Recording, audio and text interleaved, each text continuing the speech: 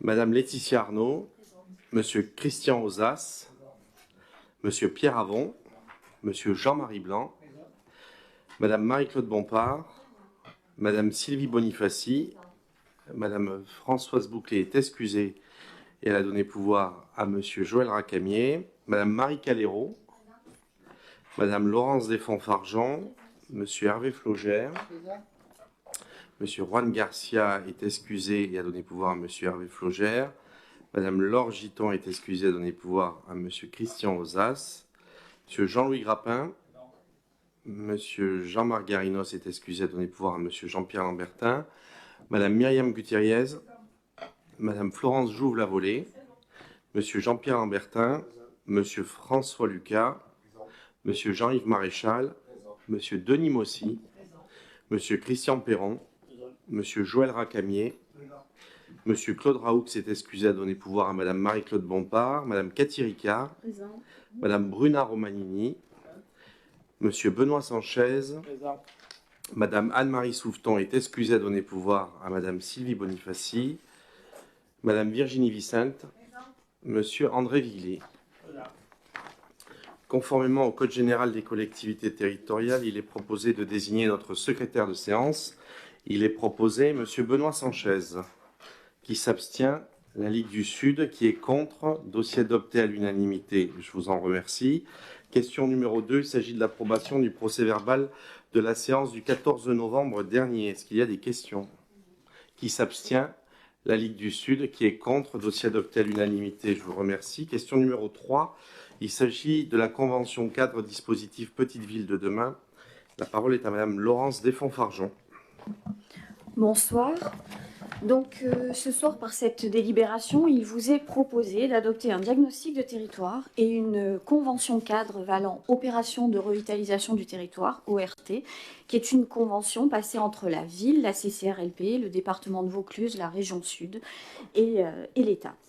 Elle s'accompagne, cette convention, de 66 actions concrètes qui, elles, vont concerner la phase opérationnelle.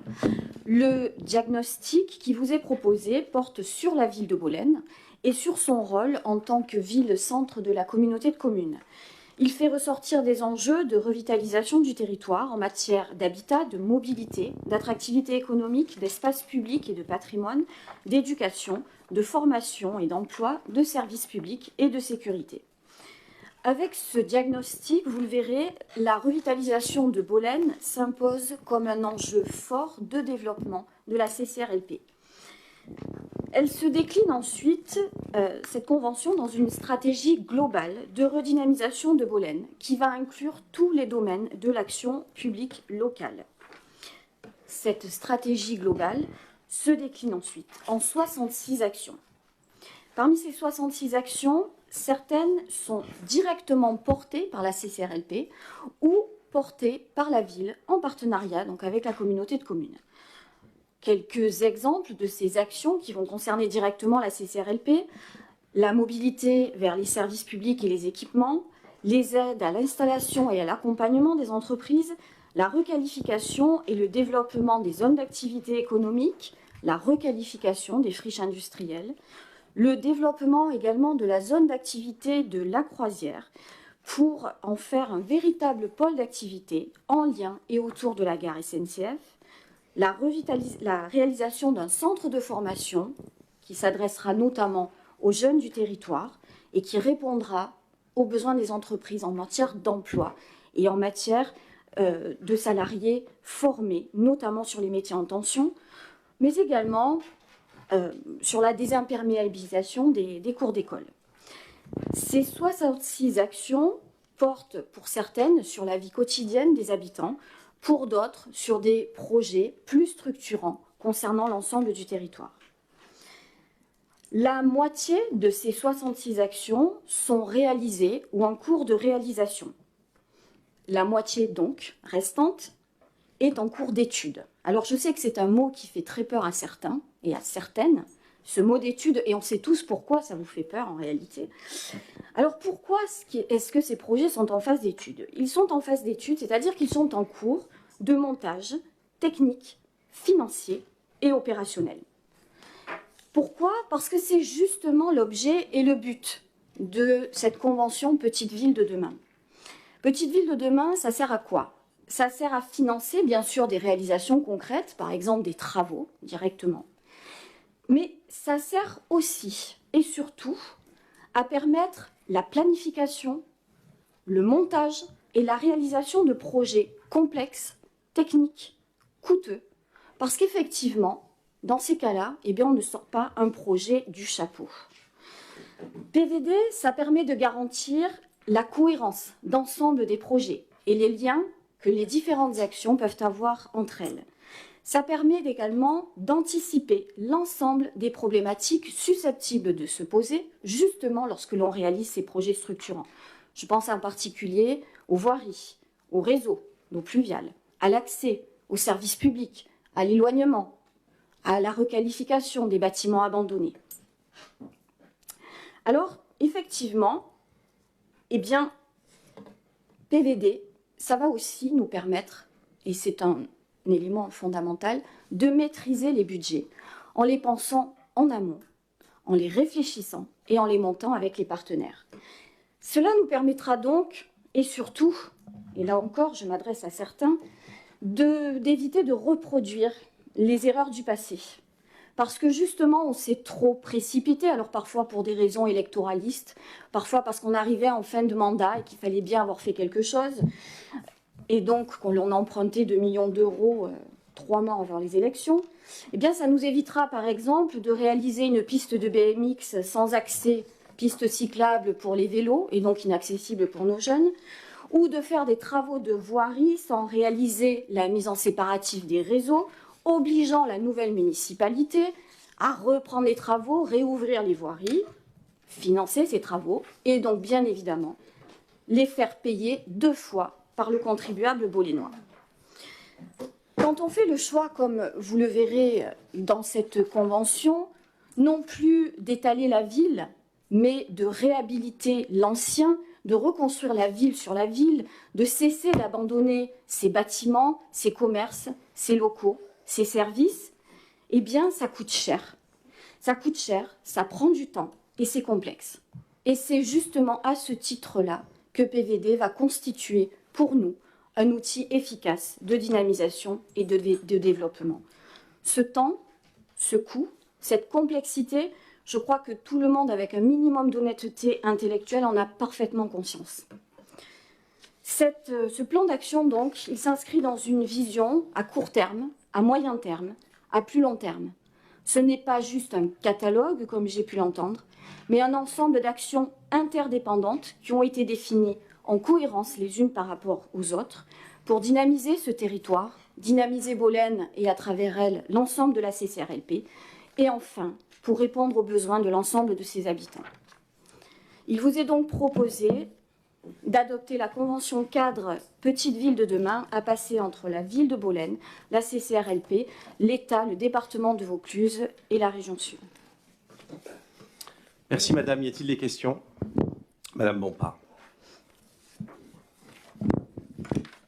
Bon, alors je vois que la discussion que nous avons eue hier a porté ses fruits, mais qu'au lieu d'y répondre d'une façon tout à fait honnête, évidemment, vous allez sortir le fait, vous allez encore répéter les mêmes âneries que j'ai empruntées. Ben oui, j'ai emprunté, mais moi, quand j'emprunte, je fais des réalisations, vous voyez. Tandis que ici, on a emprunté, madame, on en est à 3,5 millions pour le fonctionnement, pour faire tourner un peu la maison, plus celle pour les AC fait 10 millions, alors qu'on a mangé, vous avez mangé 25 millions d'euros de budget entre 2014 et 2020. Ça devrait être couronné de laurier, parce qu'il faut le faire. Avoir 25 ou 26 millions d'euros en caisse, ne rien en faire, pas une réalisation, pas une maison des entreprises qu'on a reculé, pas ceci, pas cela, mais on continue d'emprunter. C'est le signe d'une bonne gestion, très certainement. Alors, je vais reprendre le document. Et non, je n'ai pas laissé la ville en ruine, madame. et je dois dire que chaque jour, j'arrive de l'école de concert de la Cigalière pour l'école de musique, et j'avoue que c'est à la grande satisfaction des personnes que nous avons rencontrées qui me rappellent l'inauguration et combien ils sont bien dans cette salle. Je ne parle pas de la salle des sports, je ne parle pas de tout ça, parce qu'effectivement, c'est vrai que ce sont des non-réussites, ce sont des échecs. Tout le monde le sait. Tandis que vous, la Maison du Terroir, c'est une réussite. Maison qui devait accueillir des commerces, crèmeries, fromageries, pâtisseries, etc., etc. Ben, on s'aperçoit que c'est la maison du déménagement des services publics, en fait. Parce que qu'est-ce qu'on y retrouve? Une autre Provence initiative, la CEMIB, etc., etc., mais ni un commerce, ni quoi que ce soit.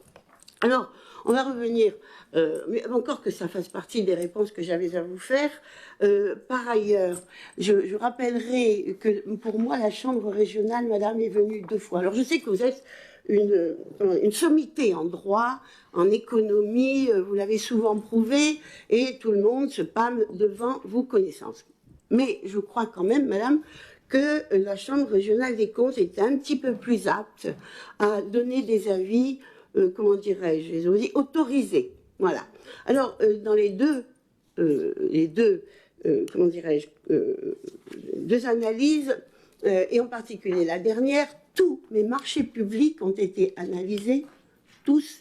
J'ai eu les félicitations et je les ai transmises au service parce que c'est eux qui en avaient comment dirais-je, le fruit. Toutes les fiches qu'ils nous ont demandées, toutes ont été données en temps voulu et complètes. Et la conclusion était que tous les marchés publics étudiés jusqu'à ce que je parte étaient tout à fait satisfaisants. Je ne crois pas que la Chambre régionale des comptes se soit penchée sur vos marchés publics. Ce serait peut-être intéressant qu'elle le fasse. Alors, eh bien, vous êtes content de vous, c'est très bien. Il a fallu que vous demandiez 2 fois des dérogations de 6 mois pour arriver au résultat. Moi, je vais montrer tout à l'heure, comme je l'ai fait hier, quel résultat un petit peu flou vous avez obtenu. Alors, je vais un peu reprendre ce que je disais hier. 3 ans, enfin, faut rappeler que M. Zilio, quand même, et on va voir les fiches tourisme, est là depuis 15 ans, depuis 2017, pardon, à le tourisme. Vous savez, c'est ce tourisme, l'office du tourisme, où la responsable avait dit qu'elle allait rendre Bolène sexy. Alors, ça fait quelques années maintenant. Bon, apparemment, personne ne trouve quoi que ce soit de sexy, surtout pas le marché de Noël, qui n'a pas été très, très sexy. Alors, 2 ans pour faire ça, donc 1 année officielle plus 2 fois des reports de 6 mois, 2 ans pour en arriver là, c'est pas grand-chose. Mais ça vous satisfait et ça ne m'étonne pas. Alors, on lit page 9.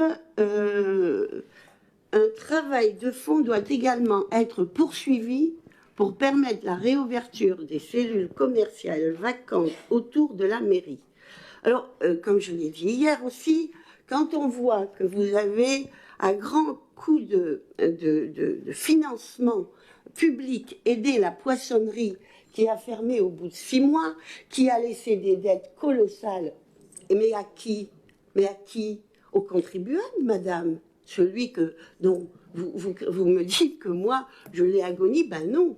Donc, vous avez payé chèrement une installation qui n'a pas tenu. Vous-même, madame, nous avez nous avez dit, toute comme pleine de vos connaissances, que le 7 mai, au début mai 2021, la poissonnerie réouvrirait. La poissonnerie, elle est toujours fermée.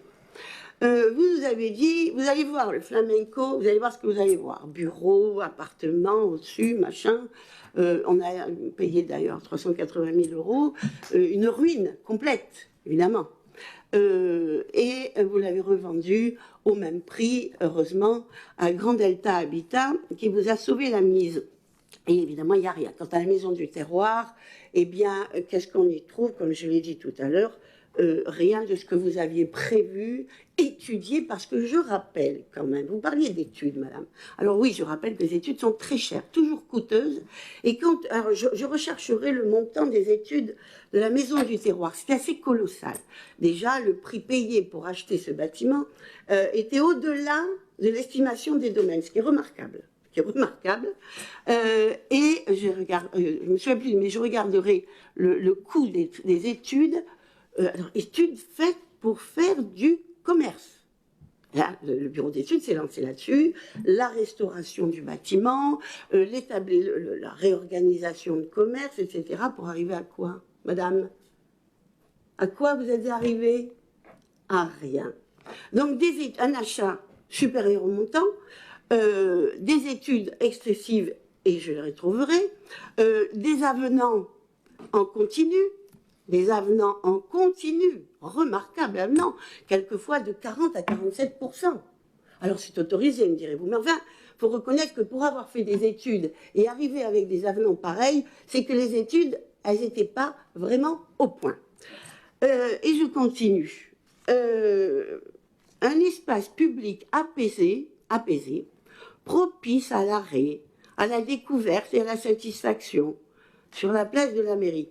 Alors, c'est des mots tout ça, hein, évidemment, parce que hier, je vous ai demandé quand ça commencerait, quand ça se finirait. Impossible d'avoir une réponse. À moyen terme, la réhabilitation de l'ancien hôpital. L'ancien hôpital, il était dans votre programme, vous m'avez dénié ça hier, et il était bien dans votre programme de 2020. Donc, nous sommes en 2023, l'hôpital appartient toujours à l'État et vous n'avez rien fait du tout, comme d'habitude. Je ne parle même pas du cinéma. Lui, on a vu des APCP, ils seront encore en 2024 200 000 € supplémentaires pour essayer de le terminer. Heureusement que quand même il y a une salle. Alors après, la mobilité douce, bon, ça c'est bien. Alors c'est toujours devra faire l'objet d'études, doit faire l'objet d'un plan ambitieux, etc., etc. Donc sur 65 fiches, alors hier vous ne nous l'aviez pas dit, maintenant il paraît que la moitié est déjà en cours. Moi je veux bien, mais vous nous direz quand, lesquels et comment. Oui, alors je vais terminer en montrant les fiches, comme je l'ai fait hier, parce qu'elles sont quand même assez remarquables. Alors c'est joli, hein, c'est bleu, c'est vert, il y a des titres, il y a des jolis titres, et puis il n'y a rien dedans. Renforcer la promotion touristique, je rappelle, M. Zilio a le dossier depuis 2017. Alors, description de l'action à compléter ultérieurement, dépenses prévisionnelles à définir. C'est quand même assez extraordinaire pour ceux qui ont eu des entreprises ou qui ont dû gérer des villes. Quand on part sur un programme, le nerf de la guerre, tout le monde le sait, que ce soit dans nos foyers, c'est l'argent. Voilà, c'est les finances. Là, à définir. Améliorer les qualités énergétiques des bâtiments scolaires, un programme de travaux est en cours d'étude, dépenses prévisionnelles à définir. Description de l'action, étendre le dispositif passerelle à la crèche, à l'école maternelle aux autres catégories d'enfants, à compléter ultérieurement. Dépenses prévisionnelles à définir. Mettre en place des animations de sensibilisation au développement durable et à la transition écologique. On sait qu'en ce moment, il faut mettre l'accent là-dessus, sinon on va mourir tout de suite, là, à cause du réchauffement, enfin bref. Description de l'action à compléter ultérieurement, dépenses prévisionnelles à définir. Développer le cyclotourisme, à compléter ultérieurement, dépenses prévisionnelles à définir. Accompagner les porteurs de projets de développement touristique. 2 fiches. À compléter ultérieurement, dépenses prévisionnelles à définir. Là, c'est transformer la CEMI pour en faire un outil d'intervention foncière au service du terroir. C'est grâce à ça d'ailleurs qu'elle a pu faire l'installation, mais enfin bref, on y reviendra sur cette CEMI en détail. Description d'action à compléter ultérieurement, dépenses prévisionnelles à définir. Favoriser le développement d'habitats adaptés au public senior, à compléter ultérieurement, à définir.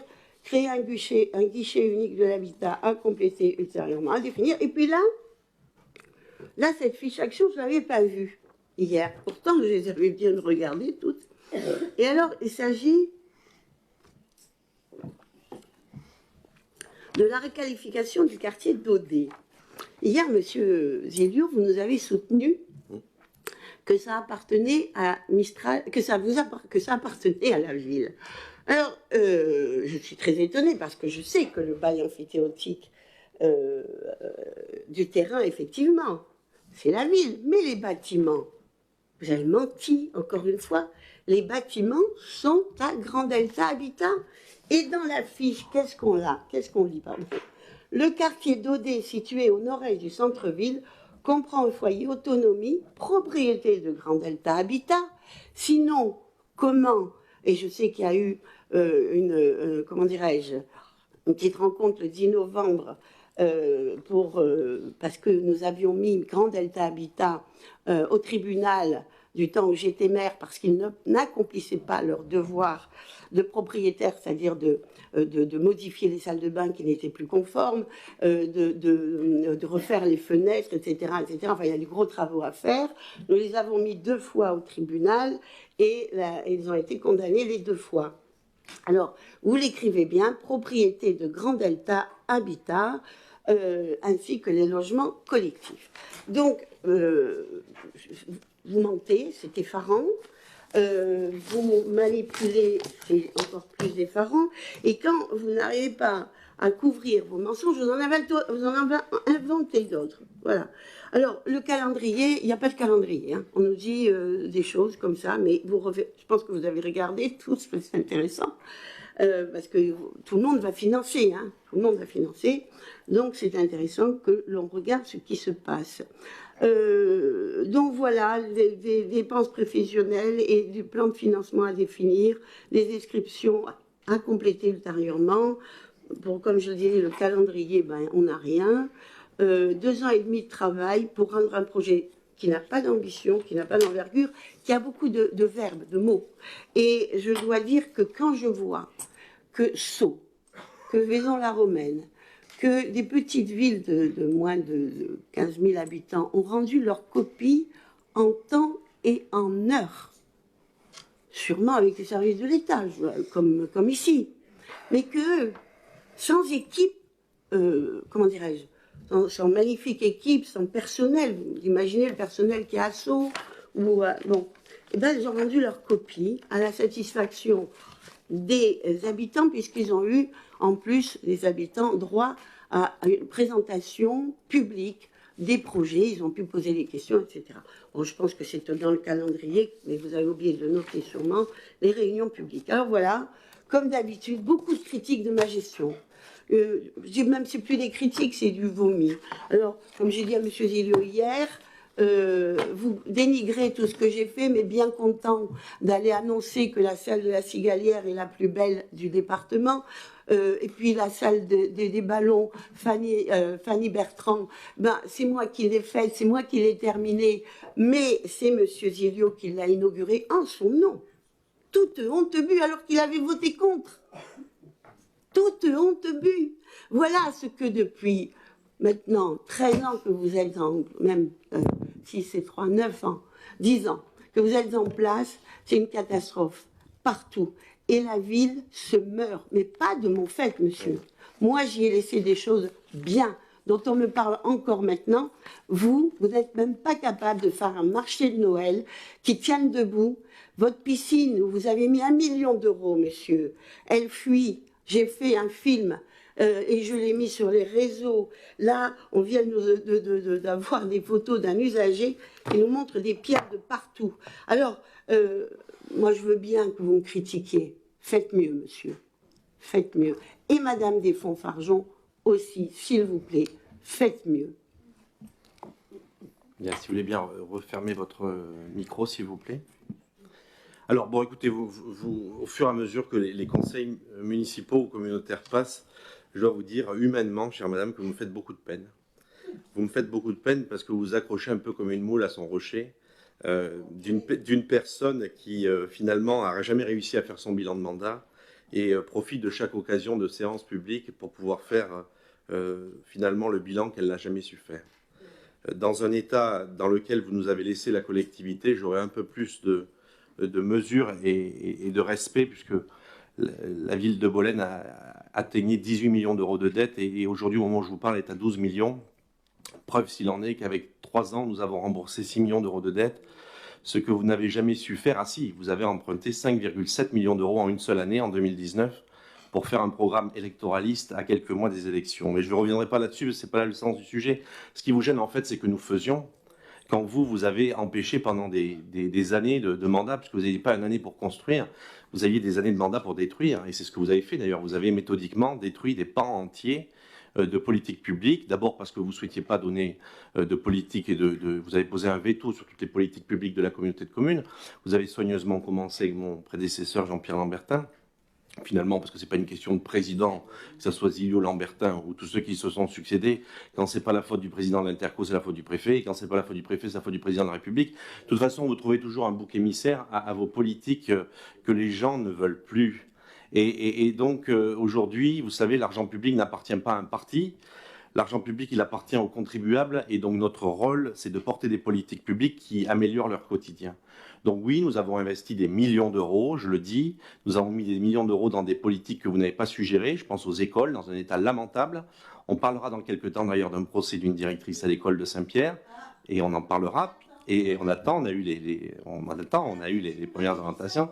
Non, mais oui, mais je ne maîtrise pas, madame. Alors écoutez, je ne sais pas si vous avez eu, attendez, je ne sais pas si vous avez remarqué, parce que finalement, on s'habitue au silence et au fait d'être écouté, mais vous avez parlé pendant 15 minutes et vous n'avez pas eu une seule personne qui vous a interpellé. Pas une seule. Je veux quand même le préciser dans le règlement, parce que vous avez eu largement le temps de vous exprimer, je pense, et vous avez vu que contrairement à vous, on vous a laissé vous exprimer. Ce qui est quand même un gage de démocratie, à vous qui criez partout que j'ai un problème à la fois avec la cause féminine et à la fois sur le débat public. Vous êtes une femme, ma directrice générale est une femme, et l'ensemble des cadres de cette collectivité est une femme, donc je n'ai pas de problème là-dessus, je tenais à le dire publiquement. Mais au-delà de ça, quand une femme parle, je lui laisse la parole, ce qui n'est pas le cas d'une femme qui écoute un homme, puisque visiblement, vous avez des difficultés à me laisser parler. Je vois que ça vous fait rougir. Je crois vous avoir touché dans votre ego personnel, mais un manque d'amour-propre est si vite passé. En ce qui concerne la question des politiques publiques sur le territoire, oui, nous avons fait en sorte d'accompagner l'ensemble des politiques publiques chères aux Bolénois et à l'ensemble du territoire. Mais je parle des Bolénois parce que nous avons repris cette collectivité dans un état lamentable et pour lequel nous portons des politiques publiques. Et nous utilisons les outils qui sont mis à notre disposition. Vous n'avez encore rien compris sur PVD, puisque c'est un outil qui apportera des subventions, et ce n'est pas un outil qui générera de nouvelles dépenses, puisque chacun des projets sont déjà fléchés dans les politiques publiques, et que par conséquent, c'est PVD, Petite Ville de demain, qui viendra apporter des dispositifs financiers au service d'un territoire, au service de la mobilité, au service de ses habitants, parce qu'aujourd'hui, nous voulons développer, nous sommes ici à l'intercommunalité, ce n'est pas normal qu'à Mornas, à Mondragon, à La Palue, à La Motte-du-Rhône et à Bolène, nous n'ayons pas un schéma de mobilité digne de ce nom pour permettre justement à ses habitants de pouvoir se rendre à la gare. Et donc, Petite Ville de demain vient accompagner, dans le cadre des dispositifs de mobilité, tout un schéma avec la direction de Réseau Ferré de France et de la SNCF, par exemple, de pouvoir porter une réflexion au travers des schémas de transport qui est tout à fait normal de porter. Nous le portons sur d'autres sujets. Nous avons les équipements scolaires, Madame Desfonds-Fargeon l'a dit, et par conséquent les désimperméabilisations, la végétalisation des cours d'école et tout un dispositif qui permet justement d'accompagner ces sujets-là. Et donc ce qui vous gêne en fait, c'est que nous faisions et nous réalisions quand vous avez opposé des vétos pendant des décennies. Il a même fallu faire un fonds de concours pour débloquer de l'argent dans le cadre des écoles, puisque vous ne souhaitiez pas transférer cette compétence. Vous l'avez transférée lorsque vous vous êtes rendu compte que les dispositifs de la loi NOTRe, la disposition filée qui permettait de dire que si une troisième compétence optionnelle n'était pas transférée, la totalité du groupe des optionnels était transférée. Quand vous vous êtes rendu compte de cela, vous avez délibéré sur une première compétence pour faire en sorte de ne pas devoir passer l'ensemble des totalités des compétences optionnelles à la communauté de communes. Vous avez agi dans un profil de carrière politique désintéressé avec votre vision orangeoise, alors que nous avons défendu un intérêt qui est propre à notre territoire, pour faire en sorte de porter des politiques publiques qui permettent de répondre à ça. Vous parlez de la piscine, je pourrais vous dire dans quel état nous avons récupéré la piscine, où une planche de natation bloquait les vitres et des courants d'air dans les vestiaires. Et je pourrais vous en parler pendant des heures, preuve de l'abandon que vous avez eu sur toutes les politiques publiques. Nous avons, quand nous sommes arrivés, mis les tableaux numériques dans les écoles, ce que vous n'avez jamais su faire. Nous avons isolé ces bâtiments publics que vous n'avez jamais su faire. Nous avons même fait, puisque vous parlez de la CEMIF, des réalisations que vous n'avez jamais su faire. La réhabilitation du Pont-Neuf dans sa totalité, le Giono, le Tamaris. Nous sommes en train de travailler sur le Moulard et le Corchet, on a délibéré hier soir. En fait, ce qui vous gêne, c'est que nous agissions, et je ne vous parlerai pas de la légionellose dans les sanitaires de la piscine, avec 2 rapports de services vétérinaires qui disaient qu'il y avait de la légionelle dans les services vétérinaires du temps de votre occupation. Donc voilà ce qui est, et le rapport aussi de la crèche et des services que je pourrais dire, etc. Donc vous avez passé votre temps à critiquer, mais finalement c'est là que l'extrême droite s'illustre le mieux, soit en créant des incidents de séance, soit en critiquant les autres, mais en tout cas ce qui est de votre passage en 12 ans, si, on a eu 36% d'augmentation de la dette, en vous remerciant de la dette que vous avez contractée sur le dos des Bolénois, et dont certains, dont notamment votre emprunt signé du 23 décembre 2019, génère encore une inflation de taux variables, et nous l'avons vu encore hier. En ce qui concerne donc sur l'ensemble des sujets, vous rappelez avec un peu de réserve que l'ensemble des projets qui sont portés sont des projets qui s'inscrivent. On aurait pu faire le même choix que vous, porter une salle à 8 millions d'euros à 3,5 km du centre-ville. Nous avons fait d'autres choix, celui de porter des projets qui permettent de réparer les verrues du cœur de ville. Je pense à la Maison du Terroir, je pense à la Maison Aurillac pour la 2e salle de cinéma, et nous l'assumons pleinement parce que ça permet de redynamiser le cœur de ville, parce que vous avez fait que de la critique. Ah si, la seule chose que vous promettiez, c'était 1000 emplois sur la ZAC, dans un magazine spécial, que tout le monde peut se communiquer, Des 1000 emplois, chère madame, on n'en a pas vu un seul. Alors, mais si c'est vous sur la photo, et c'est votre chargé de com qui l'avait fait, il l'a même reconnu lui-même. En ce qui concerne la question de Daudet, bon, je ne veux pas vous rappeler les règles du bail amphithéotique, mais quand vous êtes à 10 ans de finir un bail amphithéotique, vous êtes certainement plus propriétaire que celui qui émet le bail, et il n'est pas propriétaire, parce que s'il était propriétaire, il fallait qu'il rembourse toutes les annuités. Donc, ce qui veut dire qu'il n'est pas nu propriétaire. Mais enfin, on peut parler des heures sur la question du bail amphithéotique. Je vois que vous n'avez pas compris. Vous n'avez pas compris en 12 ans. Ce n'est pas ce soir que je vais vous faire comprendre. En ce qui concerne les dispositions de la Chambre régionale des comptes, c'est très important parce que vous avez été plusieurs fois d'ailleurs mis à profit. D'abord, vous avez été cité sur un rapport de la Chambre de la ville d'Orange, alors que vous n'étiez même pas élu de la ville d'Orange. Donc c'est quand même une exception nationale. Il n'y a pas beaucoup de gens qui sont cités ad nominem sur un rapport de la Chambre régionale des comptes, alors qu'ils sont ni élus, ni même membres de l'administration d'une collectivité. Vous avez tenu ce record que personne n'a en France, j'imagine, et pour lequel j'imagine que vous êtes très heureuse de le détenir. En ce qui concerne les projets, vous n'avez pas la parole. En ce qui concerne les projets, chère madame, nous portons des projets d'investissement, la réhabilitation du trésor public, la réhabilitation de l'hôpital. Nous sommes en train de faire cette 2e salle de cinéma, pour lequel nous allons discuter tout à l'heure. Nous avons porté la Maison du Terroir, rassurez-vous, le chocolatier viendra, la brasserie sera là, et la pâtisserie y est déjà. D'ailleurs, vous le savez très bien, puisque vous avez rencontré à la fois cette pâtissière, qui m'a dit que vous souhaitiez l'interviewer, et celle d'à côté. Alors, en ce qui concerne sur ces sujets-là, moi, je veux être très clair là-dessus. Nous portons des politiques publiques de développement. Nous sommes en train de développer cette ville. Vous avez durant 12 ans perdu 1000 habitants à Bolène. Nous sommes en train d'en reprendre. Nous avons passé la barre des 14 000 habitants. Et nous sommes en train de développer cette ville. Nous sommes en train d'apporter des politiques publiques. Tout n'est pas parfait, certainement. On pourrait parler du marché, on pourrait parler de tout ce qui pourrait être amélioré. Mais en tout cas, nous y mettons beaucoup d'énergie. Et nous saluons, comme vous ne savez pas le faire, le personnel qui travaille sur ces sujets-là, notamment M. Gamory, qui travaille sur la question de Petite Ville de demain, qui fait un travail remarquable avec l'ensemble des partenaires, qui permet justement aujourd'hui de vous proposer un inventaire de politiques publiques cohérentes, qui permet justement de mettre peut-être un arrêt de bus dans une cigalière qui a coûté 8 millions d'euros, il n'y avait même pas d'arrêt de bus, et de faire en sorte d'apporter de la cohérence sur les transports, vous voyez, de faire en sorte que le bus, quand il arrive à la gare, il arrive avant que le train parte, ce qui n'était pas le cas quand nous sommes arrivés, et de faire en sorte de peut-être amener de la cohérence aussi sur les politiques publiques d'accompagnement.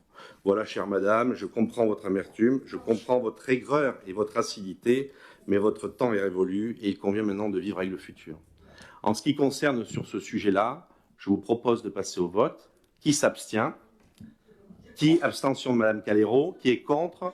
Dossier adopté à l'unanimité. Tout ça pour ça, je vous remercie. Question numéro 4, il s'agit de la maison France Service sur une mise à disposition d'un bâtiment et d'équipement.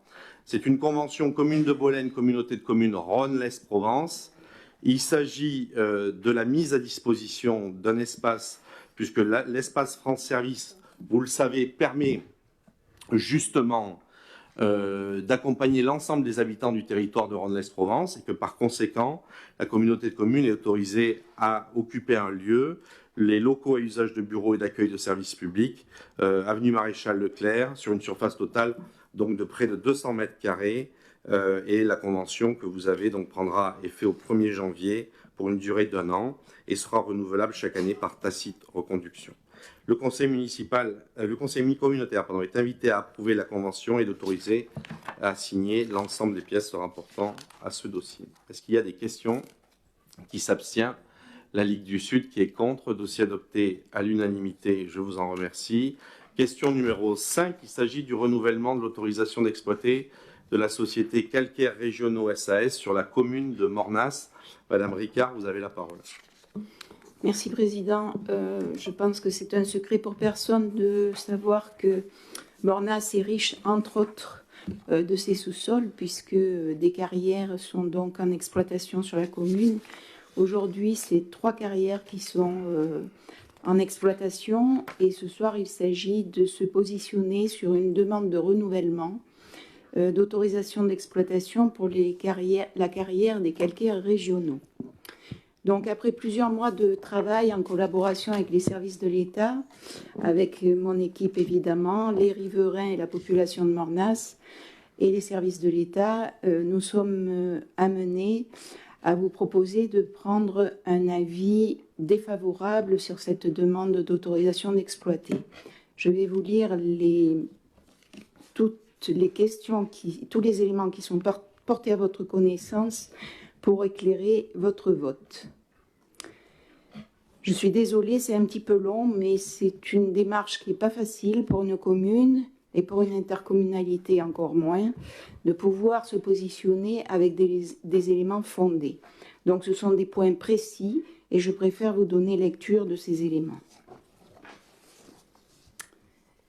Suite au résumé non technique présenté en annexe dans lequel est décrit l'historique administratif de ce dossier, à savoir une autorisation à exploiter une carrière de sable sur la commune de Mornas par arrêté préfectoral en date du 17 mars 2005 pour une durée de 15 ans au nom de la société Les Sables de Montmou.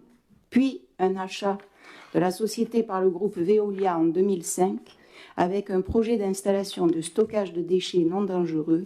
Suite à la forte opposition locale, ce projet a été abandonné en 2012. Puis un contrat de sous-traitance pour exploiter cette carrière entre la société Calcaires Régionaux et le groupe Veolia en 2014.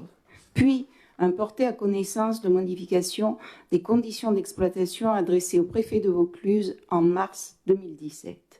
Puis la délivrance en novembre 2017 d'un arrêté préfectoral complémentaire autorisant la poursuite et l'extension de l'exploitation tout en signifiant une diminution des besoins non plus pour 15 ans mais pour 17 ans. Puis un changement d'exploitant au profit des calcaires régionaux opéré grâce à l'arrêté préfectoral complémentaire du 9 mars 2018. Puis une nouvelle demande de modification en février 2020 et un porté à connaissance demandant plusieurs modifications, dont un renouvellement d'autorisation d'exploitation pour 4 années supplémentaires, soit jusqu'en 2026, et l'installation d'une station de lavage des sables. Le 20 octobre 2020, la Direction départementale de la protection des populations a estimé que cette demande représentait une modification substantielle des conditions d'exploitation de la carrière de Mornas au regard de 2 points essentiels. Le premier, la durée de prolongation, 4 ans en plus des 2 ans déjà accordés en 2017 ne pouvaient être considérés comme mineurs. Et le deuxième point, les modifications du porté à connaissance de 2020, comme celles de 2017, n'ont pas été portées à la connaissance du public. S'agissant aujourd'hui de donner un avis sur la demande de renouvellement d'exploitation de la carrière de Montmou, la commune de Mornas constate un manque flagrant de stabilité de situation dans l'exploitation de ce site et un manque flagrant de projets avérés. Constate un manquement d'information au public, notamment en ce qui concerne une lisibilité claire d'un projet défini. Constate une difficulté à prendre en compte un déroulé rassurant de réhabilitation du site, conformément à toute exploitation. Constate la disparition de la SNIEF préalablement établie. Constate une réactivité très modérée de la société Calcaires Régionaux à répondre aux besoins de mise en sécurité demandés par la commune pour protéger les riverains, ainsi que la réparation de la voirie, du pont et de la barrière de protection abîmée par le passage des camions. Constate que la société Calcaires Régionaux n'a pas hésité à supprimer une piste d'accès au massif et de secours en cas d'incendie au profit de travaux d'extraction. Constate que la société Calcaires Régionaux a accepté de réaliser une nouvelle piste suite aux interventions de la DDT et de l'ONF sur la demande de la commune et que cette piste a été réalisée en dépit du respect des prescriptions. Cette nouvelle piste ne pouvant être acceptée en l'état. Constate que les accès au massif forestier par la piste de derrière Montmou sont donc restés impossibles durant de nombreuses années. Constate que le stockage de matériaux inertes venant de chantiers extérieurs reste en manque de contrôle sur leur nature et s'inquiète de l'usage de la partie non recyclable de ces matériaux inertes à des fins de réhabilitation du site. Constate et s'inquiète de la très grande proximité des activités de cette exploitation avec la nappe phréatique. Constate l'opposition des riverains, mais aussi d'une population plus élargie à la poursuite de cette activité et le mécontentement général devant la demande de renouvellement d'exploitation de la carrière de Montmou, retient le peu d'éléments allant dans l'intérêt général, retient que poursuivre l'extraction de matériaux ne fait qu'aggraver les besoins nécessaires à la réhabilitation du site, retient un manque de lisibilité et de projets fondés, retient des éléments pouvant laisser craindre des risques de pollution, et notamment de l'eau, élément si précieux de la nappe, retient des éléments mettant en danger la qualité de vie des habitants, la sécurité des habitants et du massif forestier. C'est donc sur la base de ces éléments qu'il vous est proposé ce soir d'autoriser, Monsieur le Président, à émettre un avis défavorable à la demande de renouvellement d'autorisation d'exploiter la carrière de Montmou. Merci Madame Ricard. Y a-t-il des questions? Monsieur Perron, je vous laisse la parole. Donc, concernant l'avis de renouvellement de l'autorisation d'exploiter la carrière des calcaires régionaux de Montmou, dit de Montmou, pour une prolongation de l'activité de 9 ans supplémentaires, dont 7 ans et demi pour l'exploitation, qui est déjà autorisée donc, et 1 an et demi pour la remise en état. Je note que le dossier déposé le 19 janvier 2023, complété le 28 août 2023, a été classé complet et régulier par l'inspection des installations classées dans son rapport du 29 septembre 2023.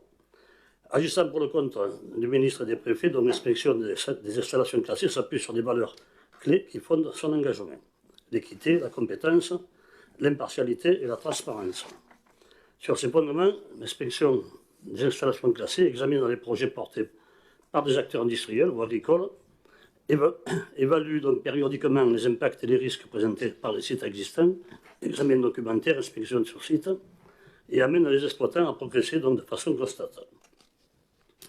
Elle développe une approche intégrée des sites, approche du projet au sens de la directive de l'évolution des incidences, évolution environnementale, rejet dans l'environnement, risque, utilisation des substances dangereuses, efficacité énergétique, économie de ressources, utilisation qualitative de l'eau, économie circulaire. Il n'y a donc à mon sens aucun risque de pollution de l'eau, sinon l'Adréal aurait relevé cette hypothèse dans son rapport. Je note l'avis favorable du GEDIS, contrairement au feu de forêt, donc à Vaucluse, qui a mis une date en date du 28 septembre 2023, qui écarte des risques potentiels pour le massif du Chaud et ses riverains, donc l'avis favorable du GEDIS. Je note que nous, élus communautaires, avons émis un avis favorable à l'unanimité le 15 décembre 2022 pour la société d'établissement Ricard SARL, dont le siège social est situé sur la route du Chaud à Mornas, afin d'obtenir le renouvellement et une extension de l'autorisation d'exploiter d'une carrière située au lieu dit du Mour de Lira et de Moumou sur le territoire de la commune de Mornas. Le projet portait sur un périmètre d'extension d'autorisation de 11 hectares, pour 15 ans. Je note que le nombre de carrières d'exploitation de sable sur le territoire n'est pas en surnombre et permet de maintenir une concurrence des prix et l'emploi sur notre secteur et pérennise l'économie locale.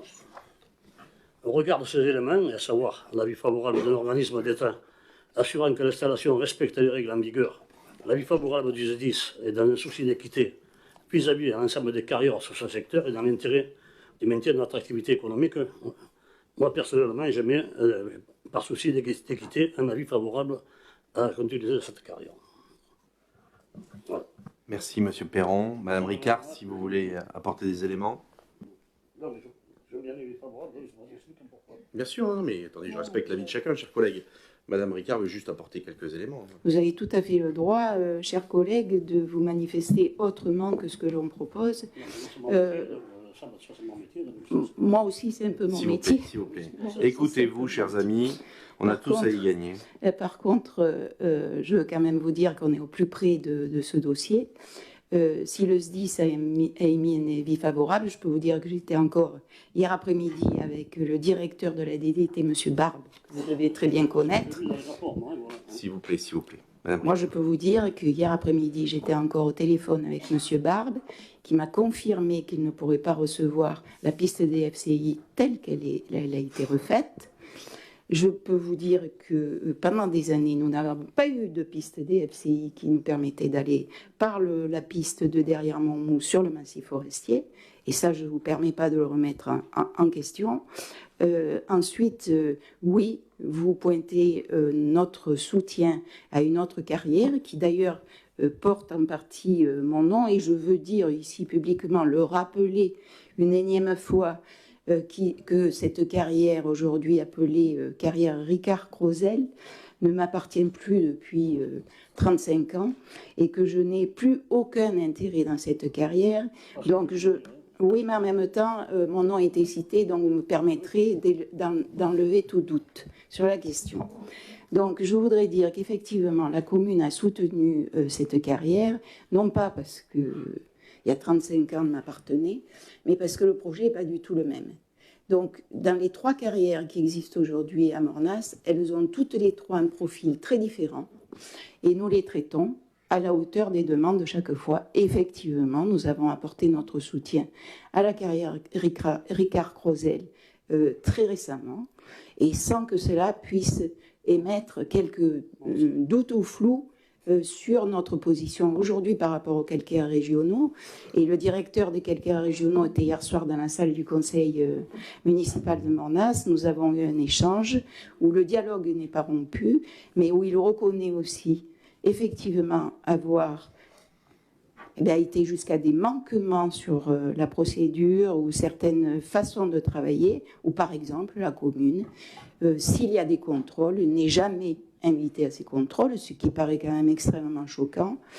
Et tous les matériaux inertes sont effectivement contrôlés, mais autocontrôlés. Voilà. Donc c'est vrai qu'on peut avoir quelques autres besoins de travailler et d'exigence, et je pense que la commune est tout à fait dans son droit de vouloir exiger que sa population soit en sécurité.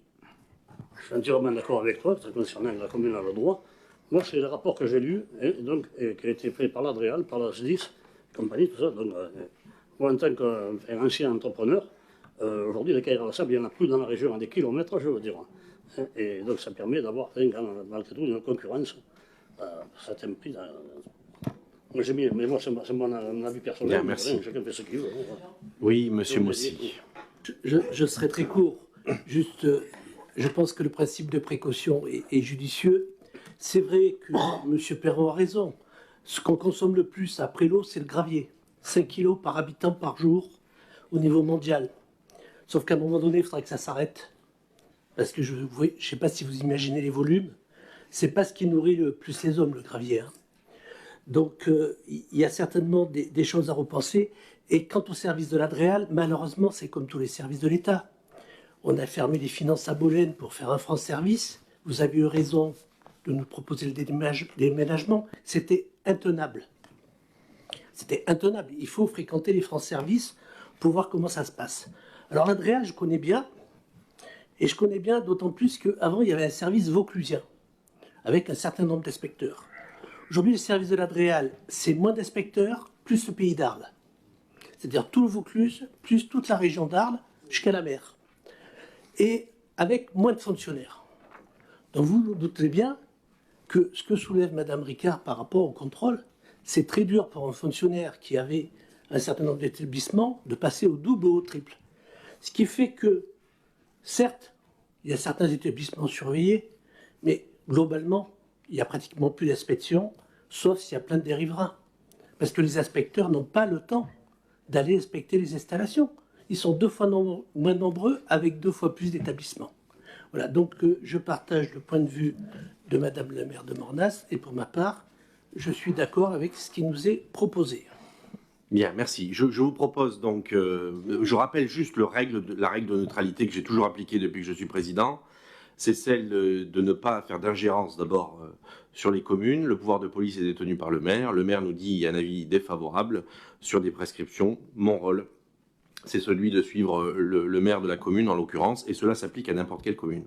Donc sur ce sujet, le conseil communautaire est invité à émettre, sur la base des éléments que vient de nous présenter la rapporteure Cathy Ricard, un avis défavorable qui est contre cet avis que nous donnons, donc qui est favorable à la demande de renouvellement de l'autorisation.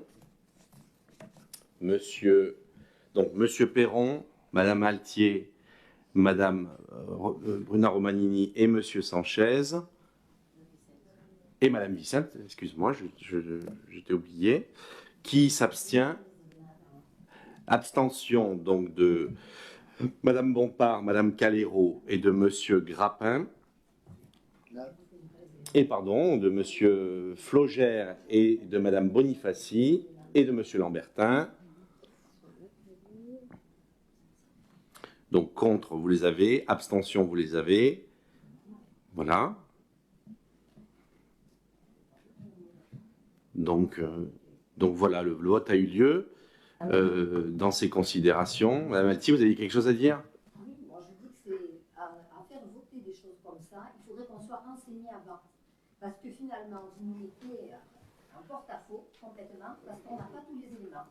Et vous demandez qu'on vote dans nos communes, et on ne peut pas après contredire ce que nos communes ont voté. Donc je trouve ça un peu scandaleux comme système de... Non mais j'entends, moi je vais vous dire ce qui est arrivé. Les communes qui sont dans la disposition de l'enquête publique, c'est-à-dire la commune de Vénéjean, la commune de Piolinck, la commune de Mornas et la commune d'Uchaud, sont sollicitées pour donner un avis, et la communauté de communes doit donner un avis. La règle que nous appliquons, et depuis que nous sommes ici, c'est celle d'avoir l'avis de la commune. Nous l'avons fait. D'ailleurs, ça a été présenté dans cette salle il y a quelques jours. Et nous avons suivi l'avis de la commune de Mornas, dont acte. C'est un sujet à la fois sanitaire et à la fois de sécurité.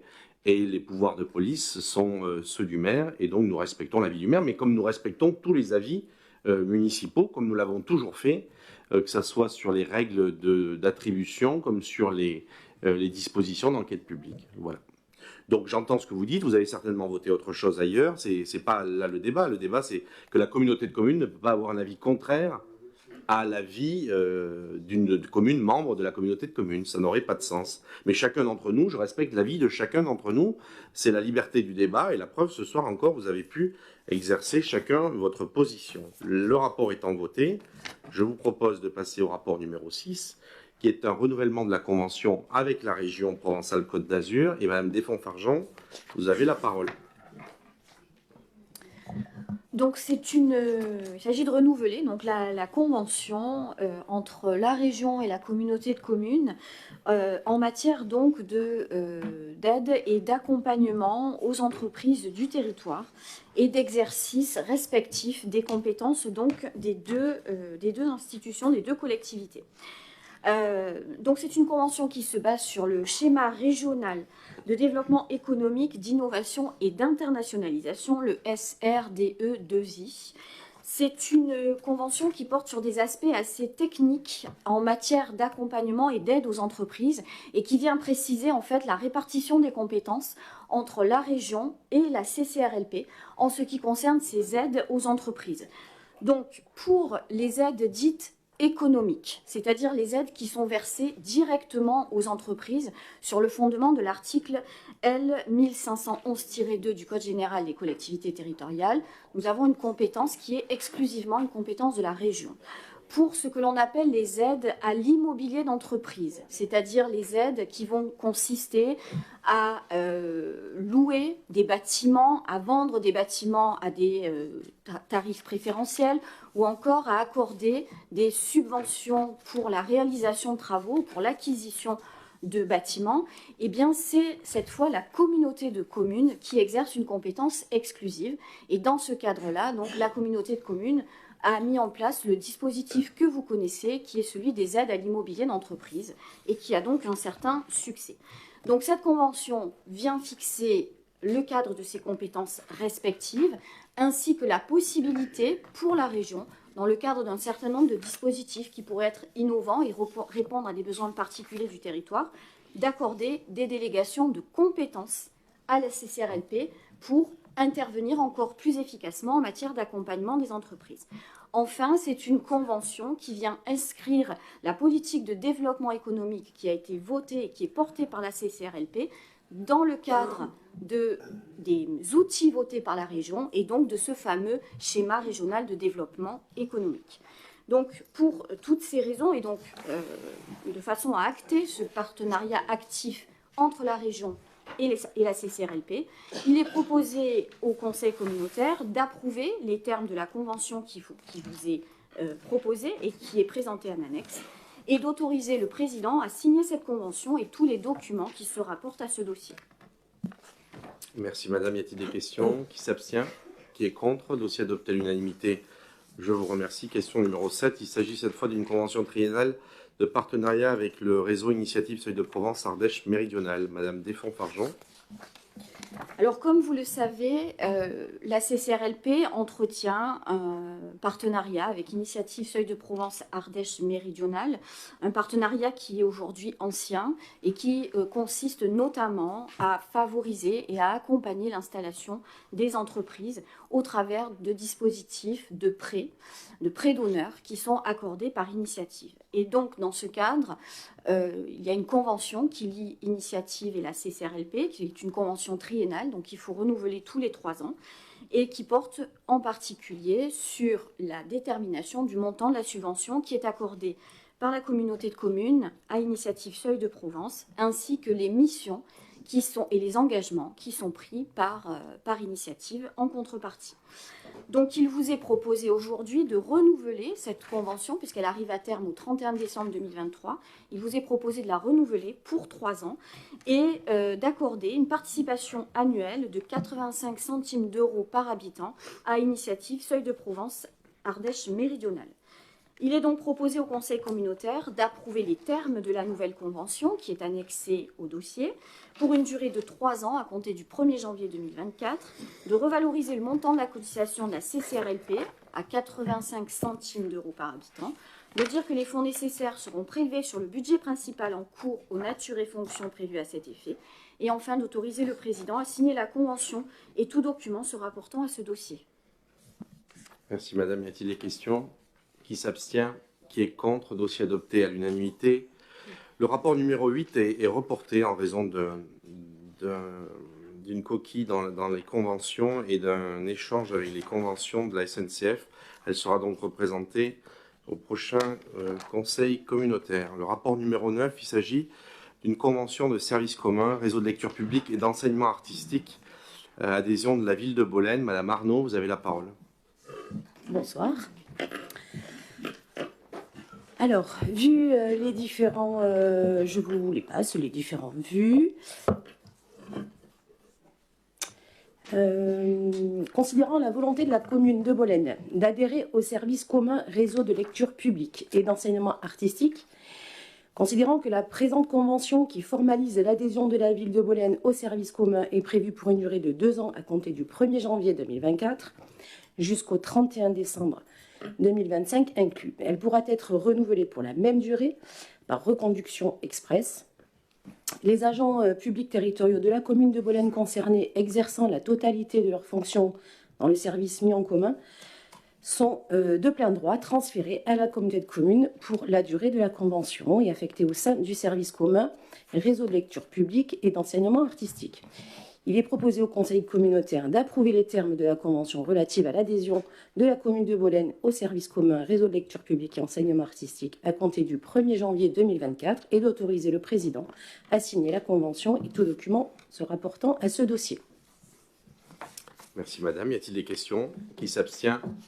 La Ligue du Sud. Qui est contre? Dossier adopté à l'unanimité. Je vous remercie. Question numéro 10. Il s'agit de la mise à disposition d'un bâtiment et des équipements dans le cadre de cette convention de service commun. Madame Arnaud. Dans le cadre de l'adhésion de la commune de Bolène au service commun du réseau d'enseignement artistique et d'enseignement artistique, c'est marqué 2 fois, il est nécessaire de mettre à disposition les locaux de la communauté de communes qui assurera la gestion de l'équipement. Considérant qu'à cet effet, la commune de Bolène souhaite mettre à disposition de la CCRLP un bâtiment et des équipements, objet de la présente convention, en contrepartie de la refacturation des charges de fonctionnement au prorata des surfaces mises à disposition. La communauté de communes est autorisée à occuper le lieu, si après désigné, donc ce sont les locaux de la bibliothèque qui se situent boulevard Léon-Gambetta, pour une surface totale de 382 mètres carrés. Le bâtiment est composé de différents locaux, une réserve, un local de ménage, des sanitaires, un bureau, la bibliothèque, les livres, la salle de conférence. La présente convention prendra effet le 1er janvier 2024. Elle est conclue pour une durée d'1 an, renouvelable chaque année par tacite reconduction, sans que la durée totale de la mise à disposition ne puisse excéder 3 ans. Le conseil communautaire est aussi invité à approuver la convention relative à la mise à disposition d'un bâtiment communal de Bolène et d'équipements aux conditions énoncées ci-dessus et d'autoriser le président à signer la convention et tout document se rapportant à ce dossier. Merci. Y a-t-il des questions? Qui s'abstient? Qui est abstention de la Ligue du Sud? Qui est contre? Ceci adopté à l'unanimité. Rapport suivant, il s'agit d'un procès-verbal de mise à disposition à Bolène, à la communauté de communes Rhône-Lès-Provence. Vu la délibération de la commune de Bolène le 16 octobre, vu l'avis favorable de la commission finances lors de la réunion du 5 décembre, il est proposé d'approuver le procès-verbal relatif à la mise à disposition de l'état de verdure de la commune de Bolène dans le cadre du transfert de compétences et de m'autoriser à signer ce procès-verbal. Est-ce qu'il y a des questions? Qui s'abstient? La Ligue du Sud. Qui est contre? Dossier adopté à l'unanimité. Question numéro 12. Il s'agit de l'avenant au procès-verbal de mise à disposition de l'espace Julian à La Palue. Il s'agit donc de cet avenant au procès-verbal relatif à la mise à disposition des biens de la commune de La Palue dans le cadre du transfert de la compétence donc des équipements sportifs culturels reconnus d'intérêt communautaire. Il vous est proposé, chers collègues, d'approuver cet avenant et de m'autoriser à signer ce procès-verbal. Est-ce qu'il y a des questions? Qui s'abstient? La Ligue du Sud. Qui est contre? Dossier adopté à l'unanimité. Rapport numéro 13, il s'agit d'une convention de refacturation de la consommation du chauffage et d'électricité à l'espace Julian. Il convient donc d'approuver les termes de la convention que vous avez eue en annexe, prévoyant la refacturation à la CCRLP par la commune de La Palue des consommations d'électricité et de chauffage des locaux communautaires raccordés sur les réseaux de l'espace Julian et de m'autoriser à signer cette convention avec la commune de La Palue et tous ces documents se rapportant à ce dossier. Est-ce qu'il y a des questions? Qui s'abstient? La Ligue du Sud. Qui est contre? Dossier adopté à l'unanimité. Le rapport suivant est une convention de gestion de l'aire de stationnement au droit de l'avenue Sadi Carnot à Bolène. La CCRLP a construit donc un parc de stationnement de surface de capacité de 47 places situé sur les parcelles BB 382 et 138 Il vous est proposé d'approuver la convention de gestion de l'aire de stationnement au droit de l'avenue Sadi Carnot pour l'intégrer dans le parc de stationnement de la ville de Bolène et de m'autoriser à signer cette convention avec la commune de Bolène et tout le document se rapportant à ce dossier. Est-ce qu'il y a des questions? Qui s'abstient? La Ligue du Sud qui est contre. Dossier adopté à l'unanimité. Le rapport numéro 15, il s'agit de la création d'un budget annexe de zone d'activité de la gare, projet d'aménagement des parcelles intercommunales en zone commerciale à La Palue. Suite à la demande de Monsieur le maire de La Palue, il est prévu, et un avis favorable de la commission finances, il est prévu d'identifier donc une zone d'activité dite ZA de la gare, selon une instruction budgétaire et comptable M57. Il convient donc de décider de la création d'un budget pour ces opérations afférentes à la zone d'aménagement de terrains intercommunaux situés à La Palue, en vue de commercialiser des lots destinés à recevoir des activités commerciales, et donc de m'autoriser à signer tout document se rapportant à ce dossier. Bien évidemment, nous aurons une autre délibération sur le budget de ce budget désormais que nous créons. Est-ce qu'il y a des questions? Qui s'abstient? La Ligue du Sud qui est contre. Dossier adopté à l'unanimité. Le rapport numéro 16, c'est une modification des autorisations de programme et de crédit de paiement. Il s'agit donc de l'opération programme 15 qui doit être réévaluée sur un montant donc, de 150 000 euros. Vous avez la validation des autorisations de programme et des crédits de paiement présentés sur cette opération donc du cinéma, deuxième salle de cinéma et plus généralement la manufacture, sur 2 étages. Il convient donc de réévaluer les réalisations et le rééchelonnement de certaines dépenses. Est-ce qu'il y a des questions?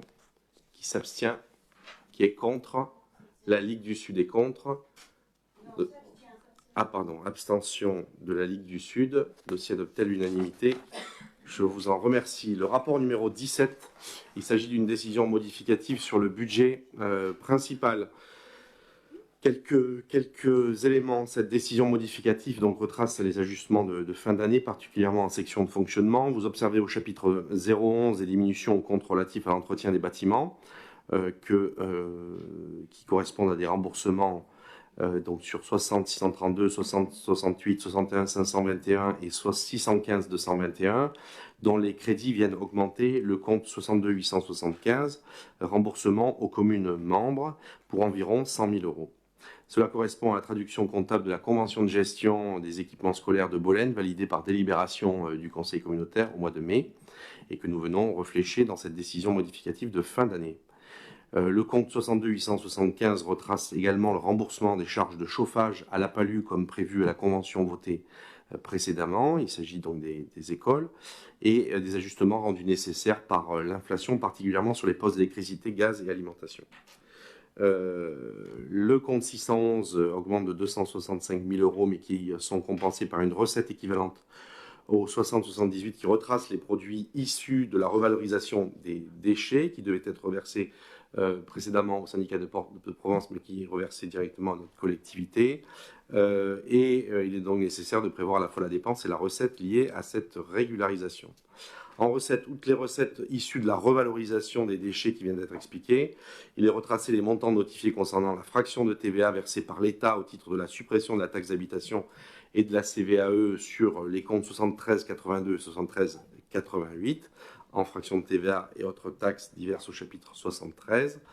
Au compte 23 13, vous observez l'opération comptable au chapitre 041, opération d'ordre à l'intérieur de la section d'investissement qui correspond à l'autorisation de programme crédit de paiement que nous venons de délibérer et à l'intégration, bien évidemment. Voilà les éléments sur cette décision modificative que je viens de vous expliquer. Il est proposé donc de valider cette décision modificative numéro 3 du budget principal. Est-ce qu'il y a des questions? Qui s'abstient? La Ligue du Sud. Qui est contre? Dossier adopté à l'unanimité. Je vous en remercie. Sur le budget annexe de l'Office de tourisme, l'inspectrice divisionnaire nous demande d'inscrire une dotation dépréciation d'actifs circulants pour 40 euros. C'est donc équilibré au chapitre 65 et 68 que cet ajustement à la marge pour la constitution d'une provision pour dépréciation est fait. La croissance des recettes liées à la taxe de séjour a conduit à une demande du Trésor public de créer une provision d'un montant de 40 €. Il vous est donc proposé de valider cette décision modificative au budget annexe de l'Office de tourisme. Est-ce qu'il y a des questions? Qui s'abstient? La Ligue du Sud. Qui est contre? Dossier adopté à l'unanimité. Je vous en remercie. Et la question numéro 19, il s'agit d'une décision modificative sur le budget annexe du SPANC, un réajustement de fin d'année considérant les prestations réalisées durant l'année qui vient de s'écouler, et donc pour un total en dépenses et en recettes de 4 000 €, prenant en compte les prestations réalisées. Et donc vous êtes invité à valider cette décision modificative numéro 1 du budget annexe du SPANC. Est-ce qu'il y a des questions? Qui s'abstient? La Ligue du Sud. Qui est contre? Dossier adopté à l'unanimité. Question numéro 20. Il s'agit de m'autoriser à engager, mandater et liquider les dépenses d'investissement avant le vote du budget primitif 2024, donné dans le budget principal. Et donc le quart de la somme à engager correspond à 1 410 796 € et 65 centimes maximum dans l'adoption du budget primitif pour 2024, que vous avez donc réparti comme suit dans différents chapitres 20, 204, 21 et 23. Il vous est donc proposé de valider l'autorisation à engager, mandater et liquider les dépenses d'investissement avant le vote du budget primitif 2024 selon la ventilation que je viens de vous proposer. Est-ce qu'il y a des questions? Qui s'abstient? La Ligue du Sud. Qui est contre? Dossier adopté à l'unanimité. Rapport numéro 21, il s'agit d'une convention entre la communauté de communes et la commune de Bolène relative au reversement de la taxe d'aménagement. Il est proposé d'approuver le principe de reversement de 100% du produit de la taxe d'aménagement perçue sur les zones d'activité économique de la part communale de taxe d'aménagement à la communauté de communes, décider des modalités de reversement de cette taxe telles que notifiées dans la convention, et de m'autoriser à signer la convention et les éventuels avenants fixant les modalités de reversement. Et donc, je vais pouvoir m'autoriser à faire cela. Est-ce qu'il y a des questions? Qui s'abstient? La Ligue du Sud. Qui est contre? Dossier adopté à l'unanimité. Le rapport 22, il s'agit de la convention entre la communauté de communes et la commune de La Motte pour les mêmes règles, 100% du produit de la taxe d'aménagement perçu relativement au permis de construire à caractère économique de la part communale de taxe d'aménagement à la communauté de communes, de décider des modalités de reversement de la taxe d'aménagement telles que notifiées sur la convention afin de m'autoriser à signer la convention et les éventuels avenants. Est-ce qu'il y a des questions? Qui s'abstient? La Ligue du Sud. Qui est contre? Dossier adopté à l'unanimité. Le rapport 23, il s'agit de cette convention qui nous lie avec la commune de La Palue relative au reversement de la taxe d'aménagement, d'approuver le principe de reversement de 100% du produit de la taxe d'aménagement perçue sur les zones d'activité de la part communale, de décider des modalités de reversement de la taxe d'aménagement telles que notifiées sur la convention que vous avez annexée, et de m'autoriser à signer la convention et les éventuels avenants. Est-ce qu'il y a des questions? Qui s'abstient? La Ligue du Sud. Qui est contre? Dossier adopté à l'unanimité. Le rapport 24, il s'agit de la convention entre la communauté de communes et la commune de Mondragon relative au reversement de la taxe d'aménagement. Il est proposé d'approuver le principe de reversement de 100% du produit de la taxe d'aménagement perçu sur les zones d'activité économique de la part communale de taxe d'aménagement à la communauté de communes, et de décider des modalités de reversement de la taxe d'aménagement telles que notifiées dans la convention, et de m'autoriser à signer cette convention et les éventuels avenants. Est-ce qu'il y a des questions? Qui s'abstient? La Ligue du Sud. Qui est contre? Dossier adopté à l'unanimité. Rapport 25, il s'agit de la convention entre la communauté de communes et la commune de Mornas relatif au reversement de la taxe d'aménagement. Il vous est donc proposé d'approuver le principe de reversement de 100% du produit de la taxe d'aménagement prévu selon les dispositions de la convention et de m'autoriser à signer la convention et les éventuels avenants. Est-ce qu'il y a des questions? Qui s'abstient? Allez-y. C'est pas une question, c'est juste pour justifier mon abstention à ça par rapport à, pas l'objet de la délibération, mais un détail dans la convention où on avait discuté, je dirais, entre nous, et c'est venu se rajouter un petit détail de la convention de Mornas, donc du coup, je m'abstiendrai pour ces raisons-là. Très bien. Y a-t-il d'autres interventions? Donc, qui s'abstient? La Ligue du Sud et M. Sanchez. Qui est contre? Dossier adopté à l'unanimité. Je vous en remercie. Question numéro 26. Il s'agit d'une approbation de convention de mise à disposition d'un agent de la commune de Mondragon auprès de la CCRLP Convention de mise à disposition, donc du 1er janvier 2024 au 31 décembre 2024, dans le cadre des missions de maintenance et d'entretien technique dans les bâtiments, dans le cadre du transfert de compétences optionnelles, construction, entretien et fonctionnement d'équipements culturels et sportifs d'intérêt communautaire, et donc conformément à la réglementation. Cette mise à disposition est opérée à titre onéreux. Il est proposé au Conseil donc d'approuver cette convention et de m'autoriser à signer cette convention et tous les documents se rapportant à ce rapport. Est-ce qu'il y a des questions? Qui s'abstient? La Ligue du Sud, qui est contre. Dossier adopté à l'unanimité. Je vous remercie. Le Conseil communautaire est terminé. Je vous souhaite une très belle soirée et je vous souhaite de passer de très belles fêtes de fin d'année pour vous retrouver le 30 janvier en séance du Conseil communautaire. Merci à tous.